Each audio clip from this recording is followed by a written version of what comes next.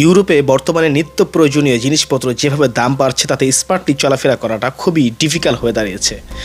মাস শেষের পকেটে খালি হওয়াটা খুবই স্বাভাবিক একটা বিষয় হয়ে দাঁড়িয়েছে। যারা নতুন আসছেন বা বাজেটের মধ্যে চলতে হিমশিম খাচ্ছেন তাদের জন্য কিছু টিপস দিয়ে দিই আজকের এই ভিডিওতে। দোকানে গিয়ে হুটহাট কেনাকাটার চেষ্টা করবেন না, একটা চেকলিস্ট করুন, এতে অতিরিক্ত অপ্রয়োজনীয় জিনিস কেনা থেকে বাঁচতে পারবেন। ডাল, চাল, তেল জাতীয় নিত্য প্রয়োজনীয় যে জিনিসগুলো আপনার দরকার সেগুলো থেকে সাশ্রয় মূল্যে কেনার জন্য ব্র্যান্ডের দোকানগুলো বা বড় বড় সুপার শপগুলো এড়িয়ে চলুন। ইম্পোর্টেড বা বিদেশি ফলের দোকানগুলোতে যাওয়া থেকে বিরত থাকুন।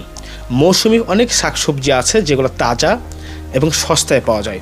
হ্যাঁ, ইম্পোর্টেড ব্র্যান্ডের দোকানগুলোতে অবশ্যই যাবেন, সেখানে আপনি দাম যাচাই বাছাই করার জন্য অনেক সময় অফারে থাকে, সেগুলো ফলো করবেন, তাহলে আপনি কম দামে কিনতে পারবেন।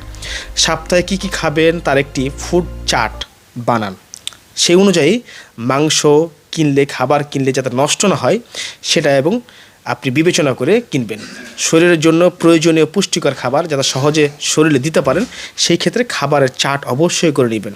সবসময় এক দোকানে বা একই জায়গাতে আপনি বাজার করতে যাবেন না।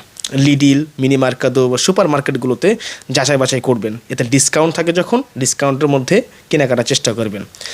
বাজেট ট্র্যাকিং অত্যন্ত গুরুত্বপূর্ণ। মাসের শুরুতে গ্রোসারি জন্য একটি বাজেট সেট করুন। প্রতিদিনের খরচগুলো ফোনে বা ডায়েরিতে লিখে রাখুন।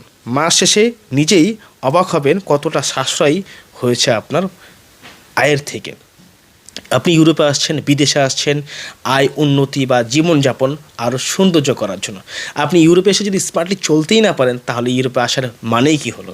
পরিবার পরিজনকে স্বাচ্ছন্দ্যে যদি চালাতে চান, নিজে স্বাচ্ছন্দ্যে চলতে চান, সুন্দর পরিকল্পনা আগে থেকে সেট আপ করে আপনাকে চলতে হবে।